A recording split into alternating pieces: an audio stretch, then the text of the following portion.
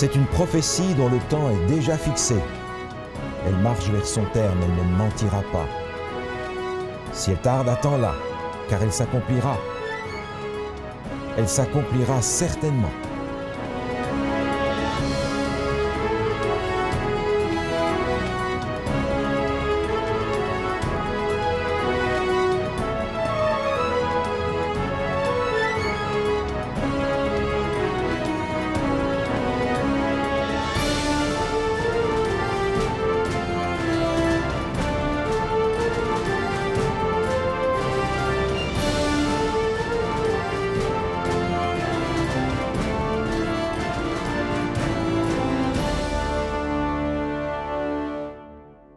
Bonjour à tous et à toutes. Durant l'émission précédente du chapitre 7 du livre du prophète Daniel, nous avons découvert une prophétie couvrant une période de 1260 années, nous amenant jusqu'en 1800, en fait en 1798, tout près de nous, de nos jours d'aujourd'hui. Dans le chapitre 8, encore une fois, il y a une prophétie qui part de l'époque de Daniel et qui nous amène jusqu'à la fin des temps. Et nous voulons regarder en détail cette prophétie aujourd'hui. Et durant l'émission précédente, on a aussi mentionné que Jésus était notre juge et que c'était finalement une bonne nouvelle, le jugement, pour tous ceux et celles qui avaient accepté Jésus comme leur sauveur personnel. Donc j'invite le pasteur Scalier à venir me rejoindre pour étudier davantage le chapitre 8. Bonjour pasteur Scalier. Bonjour, bonjour. Donc Daniel a de nouveau une vision au chapitre 8. Tout à fait. Et de quoi nous parle cette vision? Alors cette vision du chapitre 8 a lieu quelques années après la vision du chapitre 7.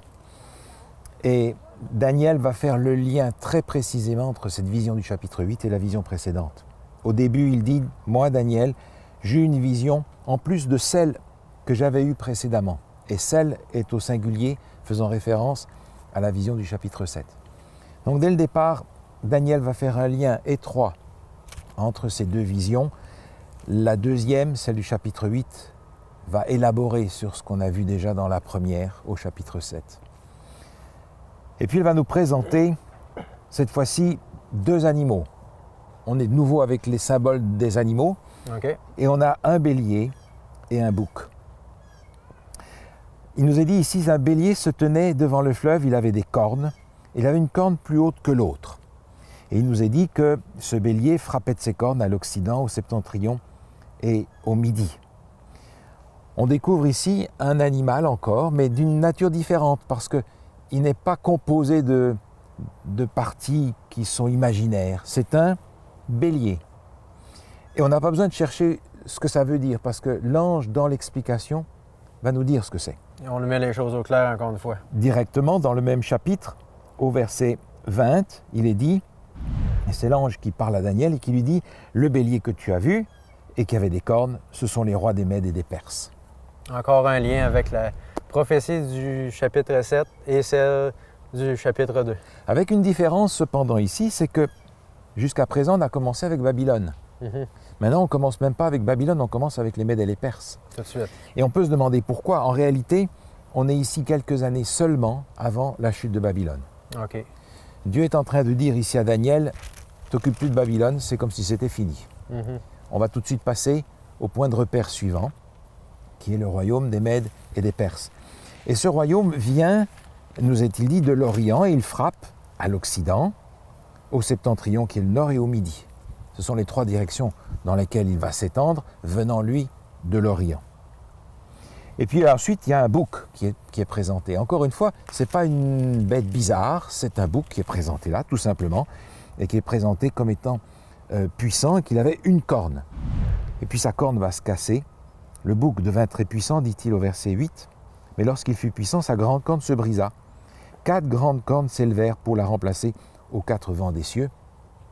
Là encore, l'ange va lui expliquer ce que c'est et va lui dire, c'est le verset 21 un petit peu plus loin, le bouc, c'est le roi de Javan, un autre nom pour la Grèce. On va donc retrouver les éléments qu'on avait déjà précédemment comme des points de repère pour nous situer dans le temps avant de toucher à ce qui est le centre même de la prophétie qui est dans ce chapitre 8 et qui va venir dans la suite du texte. Lorsque je vous entends parler du bouc avec ses 4 cornes, ça nous rappelle au chapitre 7 le léopard avec les 4 têtes, ou au chapitre 2 En fait, le ventre et les cuisses de bronze, on parle des Grecs à ce moment-là. Absolument. Et en fait, la suite, après la Grèce, on nous annonçait l'Empire de Rome. Et dans cette histoire, dans cette vision-là, où est-ce qu'on peut trouver Rome? Alors Rome vient juste après. Et l'emphase ne va pas être mise sur la Rome impériale cette fois-ci. Il nous est dit au verset 9, « De l'une d'elles sortit une petite corne qui s'agrandit beaucoup vers le midi, vers l'Orient et vers le plus beau des pays. » On a ici une difficulté en réalité parce que le texte a été traduit en fonction des présupposés de ceux qui ont fait le texte. Mais il y a un problème de grammaire ici dans ce passage. Okay. En réalité, un problème de concordance des genres entre les mots et les antécédents. En réalité, on ne peut pas dire de l'une d'elles. Si on dit de l'une d'elles, il est question d'une des cornes. Le texte précédent disait « 4 grandes cornes s'élevèrent pour la remplacer aux 4 vents des cieux. De l'une d'elles sortit une petite corne. » Mais la grammaire ne fonctionne pas dans l'original avec cette traduction-là. Okay. La seule traduction qui fonctionne et qui est logique par rapport à la grammaire du texte, c'est de dire de l'un d'eux, c'est-à-dire l'un des 4 vents des cieux. Okay. Sortit une petite corne. Alors on peut se poser qu'est-ce qu'il y a une corne qui peut sortir du vent. Mais on est ici dans les symboles, encore une fois, on n'a pas non plus des lions avec des ailes. Donc étant dans les symboles, ce n'est pas étonnant qu'on ne cherche pas quelque chose qui soit purement réaliste. Mais la grammaire nous oblige à nous référer aux 4 vents des cieux comme étant l'antécédent de cette petite corne-là. Et il nous est dit ici que cette corne va s'étendre vers le midi, vers l'Orient et vers le plus beau des pays. Dans le texte précédent, lorsqu'il était question du bélier, on apprenait qu'il allait à l'Occident parce qu'il était à l'Orient. Le bouc, nous disait le texte, venait de l'Occident. Mais ici, la Rome impériale est encore plus à l'Occident que la Grèce. C'est ce dont il est question ici dans seulement le verset 9, où on a une expansion, la Rome qui s'étend et qui conquiert. OK. Et puis il est question du plus beau des pays. Oui, quand on parle du plus beau des pays, c'est quoi ça? Ah ben vous devriez savoir quel est le plus beau des pays pour vous. Ah, c'est Saint-Georges-de-Beauce. Pour Daniel, le plus beau des pays, c'est son pays. Okay. C'est la terre promise, c'est Jérusalem. Okay. On comprend donc que l'Empire romain s'est étendu jusqu'à aller à Jérusalem et avoir possession de cette terre-là aussi. Finalement, le texte ne nous dit pas grand-chose par rapport à la Rome impériale. Est-ce qu'il y a une raison pourquoi? En réalité, le centre du texte arrive dans la suite du texte. Comme pour les visions précédentes, ces indications historiques sont des points de repère qui nous permettent de savoir à quelle époque on se situe. Le verset continue, au verset 10, il est dit, en parlant de cette corne-là, elle s'éleva jusqu'à l'armée des cieux, fit tomber à terre une partie de cette armée des étoiles et les foula. Elle s'éleva jusqu'au chef de l'armée, lui enleva le sacrifice perpétuel et renversa le lieu de son sanctuaire. L'armée fut livrée avec le sacrifice perpétuel à cause du péché. La corne jeta la vérité par terre et réussit dans ses entreprises. Donc c'est très grave. Qu'est-ce qui se passe alentour de l'action de cette corne? C'est exactement ce que le texte veut nous faire comprendre. On a laissé maintenant la Rome impériale dans l'histoire et on se rend compte que cette Rome impériale va se prolonger tout simplement dans une Rome religieuse. Le texte nous fait comprendre que cette Rome religieuse s'oppose à Dieu d'une façon assez forte. Il est question ici, par exemple, elle s'éleva jusqu'au chef de l'armée, lui enleva le sacrifice perpétuel. On est étonné parce qu'on voit ici que cette corne a pris le sacrifice perpétuel. Et le sacrifice perpétuel, c'est ce sacrifice qui se faisait dans l'Israël ancienne, le matin et le soir, un sacrifice collectif pour le pardon des péchés, et qui faisait bien entendu référence au sacrifice de Jésus. Et ici, une prérogative qui appartient à Dieu seul a été véritablement usurpée. Et puis, on se rend compte après que ce sacrifice perpétuel est devenu la propriété de cette institution-là. On trouve dans les écrits même de l'Église des textes qui sont quand même étonnants. Je vous lis ici quelques citations qui sont des textes de l'Église. Le pape est comme Dieu sur terre, seul souverain des fidèles du Christ, chef des rois, ayant la plénitude du pouvoir qu'il a reçu du Dieu omnipotent. non seulement pour la terre, mais aussi pour le royaume céleste. Et encore un peu plus loin, le pape a une tellement grande autorité et un tel pouvoir qu'il peut modifier, expliquer ou interpréter même les lois divines. On a donc dans cette prophétie l'explication d'une appropriation des qualités de Dieu lui-même. Et je crois que c'est une situation suffisamment grave pour que le texte souligne cet aspect-là d'une façon particulière. Et Daniel est plutôt inquiet, en fait, durant cette vision. Et il se demande combien de temps est-ce que cette période-là va durer. Et une période de temps est donnée. Oui. De quelle façon est-ce qu'on peut la comprendre? Les versets suivants nous donnent effectivement une période de temps. Il est dit « J'entendis un saint et un autre saint dit à celui qui parlait « Pendant combien de temps s'accomplira la vision sur le sacrifice perpétuel et sur le péché dévastateur? Jusqu'à quand le sanctuaire et l'armée seront-ils foulés? » Et il me dit « 2300 soirs et matins, puis le sanctuaire sera purifié. » Ce chapitre 8 est véritablement sur le sanctuaire, le temple. D'abord, il commence avec 2 animaux qui sont utilisés à un moment particulier dans les services du temple. Et puis ensuite, on comprend ici, d'après le texte qu'on vient de lire, que le temple est au centre de la préoccupation. On comprend qu'il y a une purification qui doit avoir lieu et une période qui est donnée. Le texte dit littéralement « jusqu'à 2300 soirs et matins, puis le sanctuaire sera purifié ». L'expression qui est employée ici, soir et matin, est une expression spécifique qui n'est employée dans l'Ancien Testament seulement en rapport avec la création. On le retrouve dans Genèse chapitre 1. Donc ce texte nous fait référence à la création en nous disant les jours dont il est question ici sont des jours tels qu'ils ont été faits à la création. Soir et matin. Il y a eu un soir, il y a eu un matin. C'est ça, dans le chapitre 1, il y eut un soir, il y eut un matin, ça fut le premier, le deuxième, le troisième jour.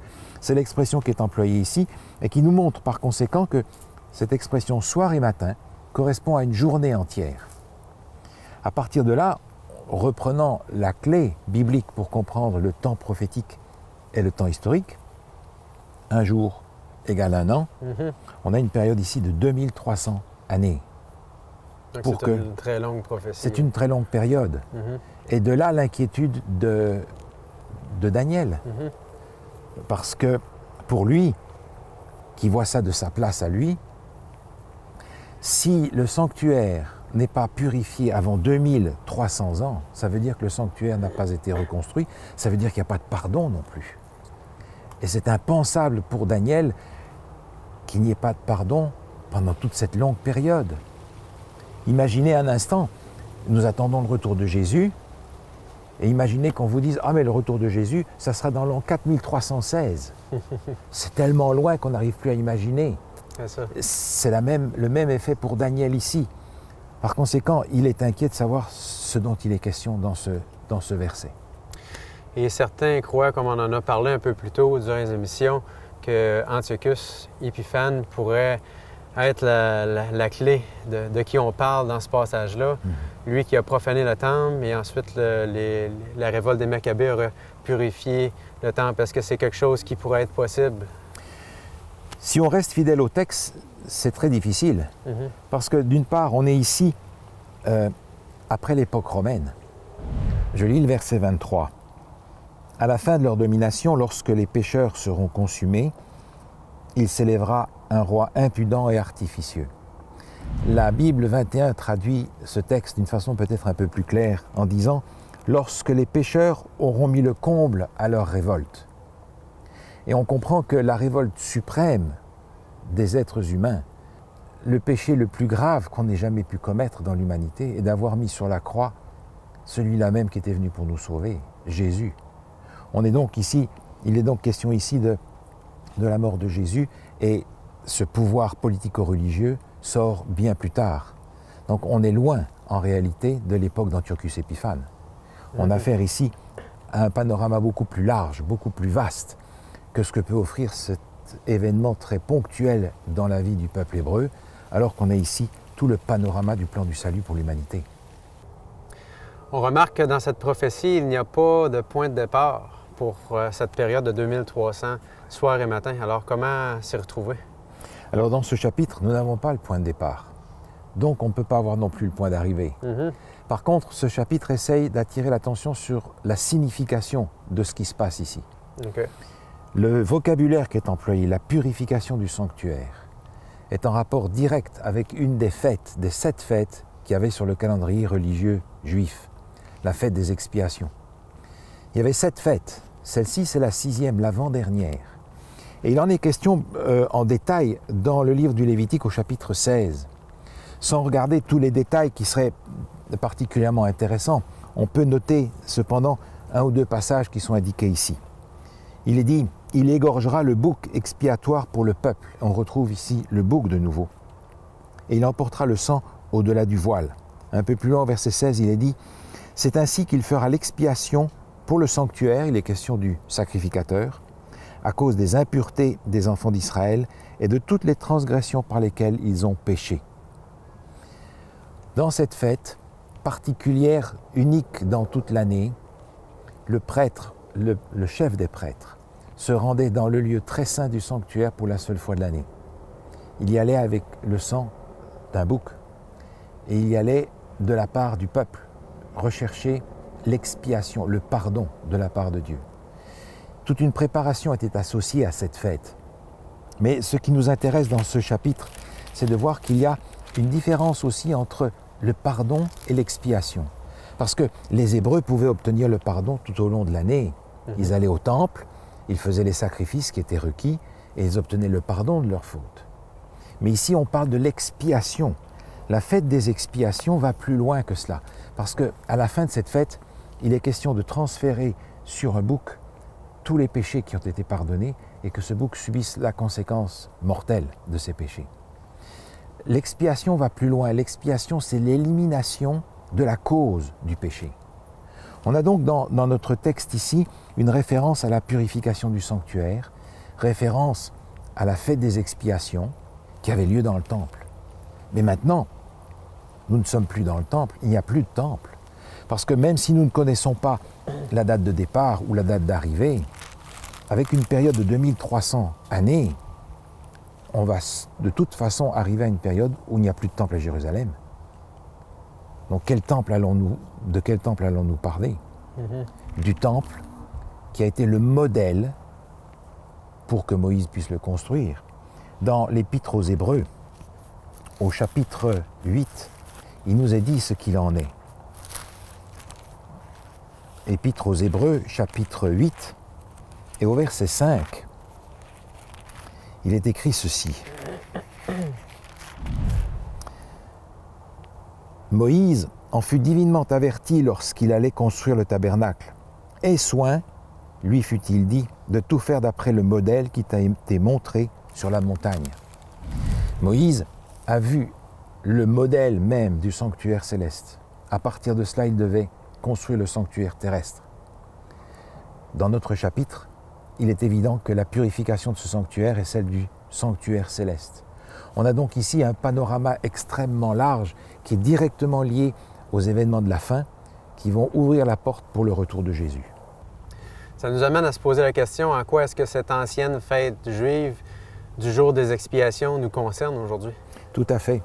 Le fait que cette fête est mentionnée ici dans Daniel chapitre 8, que référence y est faite par rapport à l'Ancien Testament, nous montre que cette fête, dans ce qu'elle signifie, va jouer un rôle à la fin des temps. La fête des expiations est en fait comprise comme le jugement. Et j'aimerais simplement vous lire un texte qui est issu de Jewish Encyclopedia et qui met le point sur cette précision-là. Dieu est assis sur son trône pour juger le monde, simultanément juge, avocat, expert et témoin. Il ouvre le livre des rapports qui est lu et où la signature de chaque homme est trouvée. La grande trompette retentit, d'abord doucement, puis les anges murmurent, c'est le jour du jugement. Donc la fête des expiations, ce moment où on va sonner de la trompette, du chauffard, la fameuse corne qui est transformée en trompette pour un jour solennel, met l'emphase sur le jugement. Et c'est très important parce que Jésus ne peut pas revenir sans que le jugement soit terminé. Il faut que dans le jugement, on sache qui a accepté Jésus comme son sauveur, qui s'est montré à la hauteur de sa profession de foi. Donc le jugement doit avoir lieu avant le retour de Jésus. C'est la raison pour laquelle ce jugement est extrêmement important pour nous, parce que nous sentons les signes des temps tout autour de nous, et nous pouvons imaginer que ce jugement va se passer peu avant le retour de Jésus. Maintenant, cette fête est en rapport aussi avec la création. La manière dont la durée est donnée des 2300 soirs et matins fait référence à la création, parce que le jour des expiations se réfère aussi à la création. La fête qui suit la fête des expiations, Yom Kippourim, c'est la fête des tabernacles. C'est la dernière de toute la série des fêtes juives pour l'année. Et cette fête des tabernacles se réfère au moment où les sauvés prennent possession du royaume, dont il est question plusieurs fois dans notre texte, au moment où Jésus revient. Donc la fête des expiations est juste avant, et on l'avait déjà mentionné, la foi chrétienne est une foi de tension vers l'avenir, d'attente de la réalisation de la promesse. Cette fête des expiations tend vers la recréation. Dans la tradition juive, on a aussi cette prière en rapport avec Yom Kippourim. « Béni sois-tu, Éternel notre Dieu, Roi de l'univers, qui nous ouvre les portes de la miséricorde et éclaire les yeux de ceux qui attendent le pardon, de celui qui crée la lumière et l'obscurité et crée toutes choses. » Dans la fête des expiations, dans le jour du jugement, on attend le moment où Dieu va donner ce monde où le péché n'est plus et libérer chaque personne qui a Jésus comme son sauveur, les libérer du péché aussi. Le jugement est annoncé longtemps d'avance. Ouais. On peut comprendre que Dieu essaie de nous montrer l'importance du jugement. Est-ce qu'on est en mesure de savoir à quel moment est-ce que ce jugement-là va se produire? Alors oui, pour ça, il faudra revenir pour l'émission sur le chapitre 9. OK. Parce que l'indication ne nous est pas donnée dans le chapitre 8. Par contre, le chapitre 9 est lié directement au chapitre 8 et nous permettra d'avancer un petit peu plus loin dans notre recherche. Cependant, sans même avoir l'indication précise, Daniel a mal écouté ce qui lui a été dit. Dans l'explication qui est donnée à Daniel, après la vision, le corps de la vision, l'ange va lui préciser les choses. Il est dit par exemple au verset 17, « Il me dit, sois attentif, fils de l'homme, car la vision concerne un temps qui sera la fin. » Il va le lui répéter un petit peu plus loin, au verset 19, « Car il y a un temps marqué pour la fin. » Et encore une fois, au verset 26, « Pour toi, tiens secrète cette vision, car elle se rapporte à des temps éloignés. » Daniel n'a pas bien écouté ça, il a été traumatisé par la durée qu'il a entendue, en se demandant comment Dieu allait pardonner. Et il faudra que Dieu lui donne une deuxième vision pour attirer son attention sur le fait que cette vision concerne la fin des temps. Autrement dit, elle nous concerne nous-mêmes infiniment plus que lui. Justement, étant donné que cette vision-là nous concerne, on sent un peu la pression. Est-ce qu'il y a des événements qui sont sur le point de se dérouler devant nous? Est-ce qu'on a à se préparer? De quelle façon est-ce qu'on doit comprendre cette prophétie-là par rapport à aujourd'hui? Oui, tout à fait. Je crois que nous vivons des temps vraiment solennels. Et la parole de Dieu se révèle peu à peu pour nous amener à comprendre que nous vivons des temps où il est important de mettre les premières choses à la première place. Cette vision nous rappelle que le sanctuaire céleste doit être purifié. Mais nous vous apprenons aussi que nous sommes en réalité le temple du Saint-Esprit. Et dans ce sens-là, nous sommes tous invités à vivre cette purification. L'apôtre Paul, dans l'Épître aux Corinthiens, nous rappelle que nous sommes ce temple du Saint-Esprit. Ne savez-vous pas que votre corps est le temple du Saint-Esprit qui est en vous et que vous avez reçu de Dieu et que vous ne vous appartenez pas à vous-même? Car vous avez été rachetés à un grand prix. Glorifiez donc Dieu dans votre corps et dans votre esprit qui appartiennent à Dieu. Nous sommes invités, nous aussi, à faire cette purification de notre vie grâce à ce que Jésus nous offre, sa grâce en abondance. Et pour reprendre l'invitation que l'apôtre Paul adressait aux gens de son époque dans l'Épître aux Corinthiens, il leur disait « Soyez réconciliés avec Dieu ».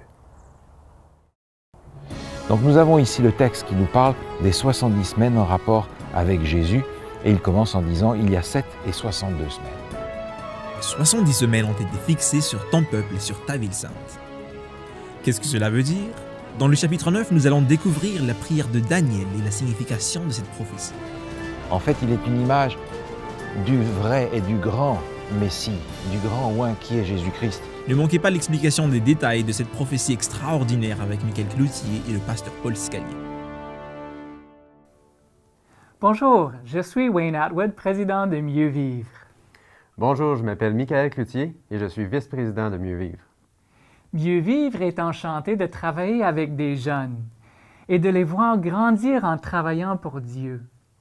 Depuis que la formation de missionnaires en multimédia a démarré en 2014, nous nous réjouissons de pouvoir contempler la vie transformée de ces jeunes, ainsi de constater le potentiel de chacun d'eux.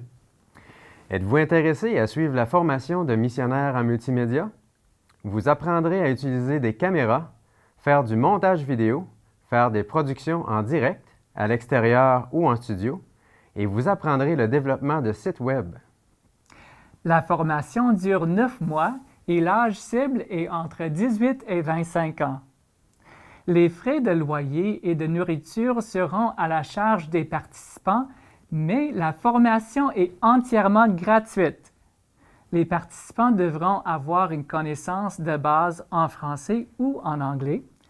Toute expérience antérieure dans le domaine des multimédias sont des atouts.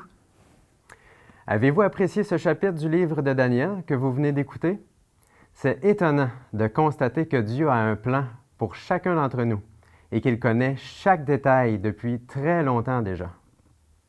Si vous avez aimé cette émission, nous vous invitons à nous soutenir financièrement afin de nous aider à produire d'autres émissions qui pourront aussi être une bénédiction. Vos dons sont déductibles d'impôts et nous permettront de continuer à produire des émissions de qualité qui atteindront le monde francophone et qui pourront toucher le cœur de plusieurs personnes à travers le monde. Aidez-nous à propager la vérité présente, que Jésus est vivant et qu'il revient très bientôt pour chercher ses enfants afin de rentrer à la maison. Merci pour votre générosité. Que Dieu vous bénisse abondamment. Vous pouvez envoyer vos dons déductibles d'impôts de plusieurs manières. Que ce soit un don unique ou des dons mensuels, visitez notre site internet au www.mieuxvivre.org. Vous pouvez nous faire parvenir vos dons par carte de crédit, transfert bancaire, PayPal et même par la poste. Merci de votre soutien.